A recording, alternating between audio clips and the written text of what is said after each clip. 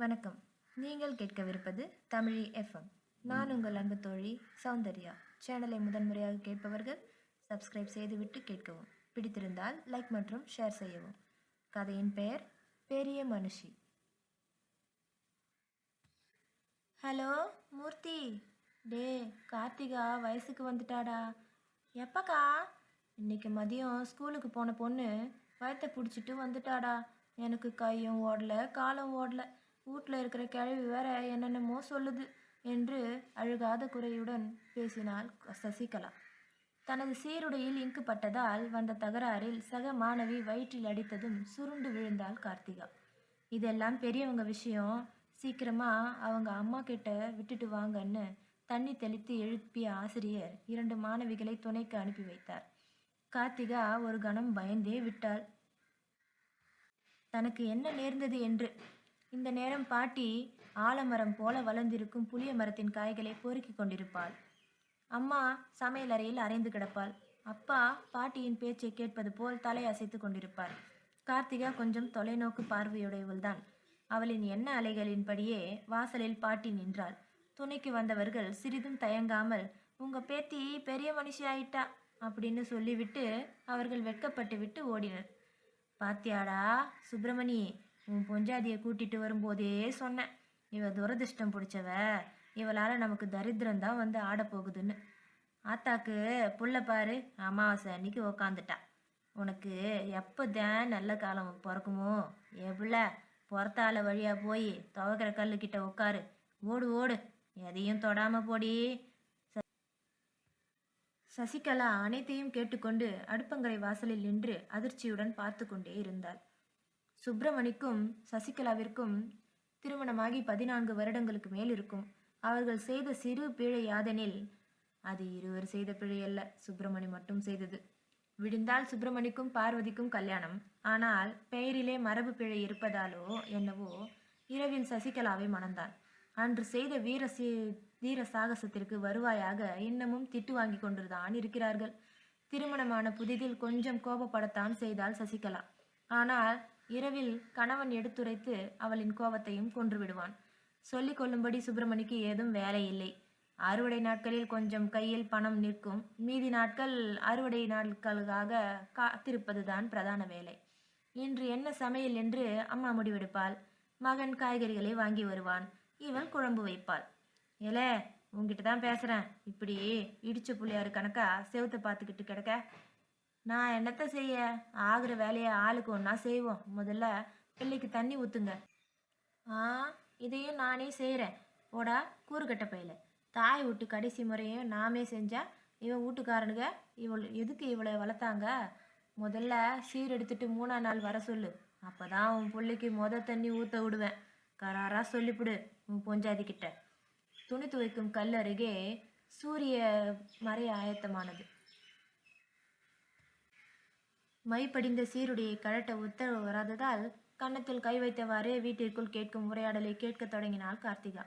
நெடுநேர பேச்சுக்கு பின் சமையலறையை தேடி வந்தான் சுப்பிரமணி.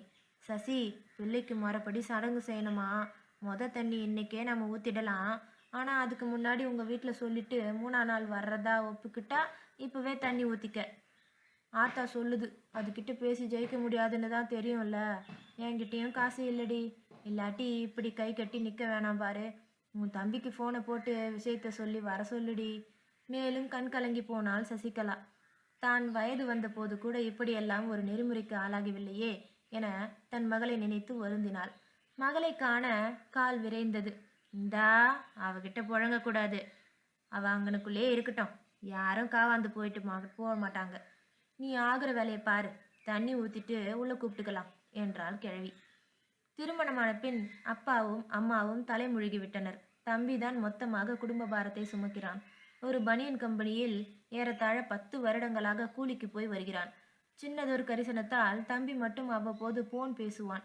கடைசியாக தம்பியிடம் பேசி 3 மாதம் கடந்திருந்தது. போன் செய்யலாமா வேணாவா என்ற பலத்த யோசனைக்கு பின் பச்சை பட்டனை அழுத்தினாள். இதை போய் அழுகிற மாதிரி சொல்றியே அக்கா? சந்தோஷமா சொல்லுக்கா. இல்லடா, இந்த கிழவி புதுசு புதுசா பிரச்சனையை கொண்டு வருதுடா. உன் வீட்டு ஆளுங்க 3ஆம் நாள் சீர் கொண்டு வர்றேன்னு ஒத்துக்கிட்டாதான் தண்ணி ஊத்து விடுவேன்னு சொல்லுதுடா. இப்ப என்னடா பண்றது? அக்கா, பாப்பாக்கு தண்ணி ஊத்தி தைரியம் சொல்லி உட்கார வையே. நான் ஒரு வாரம் கழிச்சு சீரோட வர்றேன். 3ஆம் நாள்னா கஷ்டம்க்கா. அப்பாட்டையும் பேசணும்ல. ஒரு ஆளா சமாளிக்க முடியாதுக்கா. ஐயோ, இல்லடா, இந்த கிழவி 3ஆம் நாளே சடங்கு சுத்தணும்னு சொல்லுதுடா. எல்லாத்துக்கும் சரி சொன்னாதான் பிள்ளைய வீட்டில் சேர்ப்பேன்னு சொல்லுதுடா. சரிக்கா, நான் ரெடி பண்ணிட்டு வாரேன். ஏதேனும் செய்தாக வேண்டும் என யோசித்தபடியே கம்பெனியை விட்டு வெளியே வந்தான்.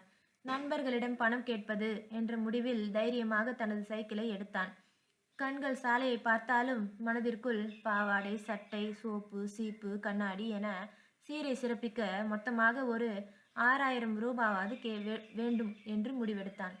மனதில் தைரியம் வந்தவள் போல் போனை வைத்துவிட்டு, என் தம்பி நாளை கழிச்சு வர்றான் சீரோட என்று புடவையால் கண்ணீரை துடைத்துவிட்டு மகளுக்கு தேவையானவற்றை செய்ய தொடங்கினாள். என்னடா இந்த நேரத்தில் வந்து கேட்குற? அதுவும் மாச கடைசியில். நம்ம நாராயணன் கிட்ட கேட்டியா? எல்லார்கிட்டையும் கேட்டாச்சு ராசு. உன்னைத்தான் நம்பி வந்திருக்கேன், கொஞ்சம் புரட்டி கொடுறா. அப்படி இப்படின்னு ஒரு 3000 ரூபாய் ரெடி பண்ணலாம். அதை வச்சு எதுவும் பண்ண முடியுமா? குறைஞ்சது 6000 ரூபாவாச்சும் வேணும்டா. பாவாடை, சட்டை, சீர், பொருள்லாம் வாங்கணும்டா. உன் சைக்கிளை வச்சு ஏதாவது தேருமான்னு பார்ப்போமா? சரிடா, சீக்கிரம் வா, கேட்டு பார்ப்போம். சுப்பிரமணி தன் மகளை தூரத்தில் இருந்து பார்த்து கொண்டே இருந்தான். ஏனோ அவளிடம் அருகில் செல்ல மனமில்லை. சசிகலாவிடம் மட்டும் சொல்லிவிட்டு எங்கேயோ வேகமாக கிளம்பினான். மனுஷனுக்கு உரைத்து விட்டது. இனியாவது நல்ல வாழ்வு வரும் என அவனை தடுக்காமல் தன் வேலையில் மும்முரம் காட்டினாள். இவை அனைத்தையும் கேட்டுக்கொண்டே வாய் பேசாமல் பேத்திக்கான அறையை தயார் செய்து கொண்டிருந்தாள் கிழவி. கடைசியாக ஒரு 1500 ரூபா தரலாம், அதுக்கு மேலே தர முடியாதுப்பா. என்ன சேட்டு, தெரிஞ்ச மூஞ்சிக்கே இப்படி சொல்கிற? பார்த்து கொடு. அவ்வளோதான்பா போகும். இது என்ன தங்கமா, எடைக்கு எடை காசு கொடுக்கறதுக்கு? செய்வதறியாது நின்றான் மூர்த்தி. விற்பதற்கு என்று சைக்கிளை தவிர ஏதும் இல்லை என்று நினைக்கையில், இந்த செல்போன் எவ்வளோக்கு போகும்? சைக்கிளையும் செல்போனையும் விற்று மொத்தமாக 5500 ரூபாவை கையில் எடுத்து கொண்டு சோப்பு, ஸ்வீட், துணி என பட்டியலிட்டு கொண்டே நடந்தான். நாளை நேரமே சென்று அனைத்தையும் வாங்கி கொண்டு நாளை மறுநாள் தன் அக்காவின் தன்மானத்தை காப்பாற்ற வேண்டும் என தீர்மானம் செய்து கொண்டான். 1க்கு 3 வாட்டி குளிப்பாட்டு, போட்ட துணியை அங்கேயே போட்டுரு. குளிச்சுட்டு வந்தோடனே அலமாரி ரூம் மூலையில் உட்கார வை. அவளை எங்கேயும் வெளியே விட்டுறாத. உலக்க தடியை துணைக்கு வை. போ, சீக்கிரம் போய் குளிப்பாட்டு, பொழுது வேற சாஞ்சு போச்சு. கிழவி பக்குவமாய் எல்லாவற்றையும் எடுத்து சொல்லி கொடுத்தாள். எல்லாத்துக்கும் கொட்டி விட்டு மஞ்சள், வெந்நீர் என தயார் செய்து வைத்தவைகளை எடுத்துக்கொண்டு தன் மகளிடம் ஓடி சென்றாள். கார்த்தி, அம்மா வந்துட்டேன்டா. பாவம் பிள்ளை இவ்வளோ நேரம் தனியாக விட்டுட்டேன். என்ன ஏதுன்னு கூட கேட்க முடியல. இந்தா முதல்ல தண்ணியை குடி. நைட்டு என்னம்மா சாப்பிட செஞ்ச? இட்லி தாம்மா. நீ பெரிய மனுஷி ஆயிட்ட கண்ணு. இன்னும் கொஞ்ச நாளைக்கு பத்தியமாக தான் சாப்பிடணும். ரொம்ப பத்திரமா இருக்கணும். அம்மா பேச்சை தான் கேட்கணும், சரியா? கொஞ்ச நேரம் பேசிவிட்டு குளியல் அறைக்கு கூட்டி வந்து சுனிகளை கழற்றும் முன் சில கேள்விகள் கேட்கிறாள் சசிகலா. எதற்கும் சரியான பதில் சொல்லவில்லை கார்த்திகா. ஆமா, எப்போ ஆச்சு? கிளாஸ்லையா? என்னதுமா? அட, வயிற்று வலி எப்போ வந்துச்சு? சுந்தரி இருக்கால்ல, என் மேலே இங்கு ஊற்றிட்டாமா. அந்த சண்டையில் தான் வயிற்றுல அடிச்சிட்டா. அதான் கீழே விழுந்துட்டேன். ஐயோ, அதுக்கப்புறம் தான் ஆச்சா? அதுக்கு அப்புறம் டீச்சர் வீட்டுக்கு போக சொல்லிட்டாங்கம்மா. உன்னை தனியாக கூப்பிட்டு பார்த்தாங்களா? இல்லைம்மா, ஏதாவது பெரிய விஷயமா ஆகிட போகுதுன்னு வீட்டில் விட்டுட்டு வாங்கன்னு சொல்லிட்டாங்க. ஐயோ, அப்போ இன்னும் நீ ஆகலையாடி? என்னதுமா? தலையாய் அடித்தபடியே குளியலறையை விட்டு ஓடி வந்து அவசரமாக அலைபேசியை எடுத்து தன் தம்பிக்கு அழைக்கிறாள். அலைபேசியோ நீங்கள் அழைக்கும் வாடிக்கையாளர் எண் தற்சமயம் அணைத்து வைக்கப்பட்டுள்ளது என்று சொன்னது. நன்றி.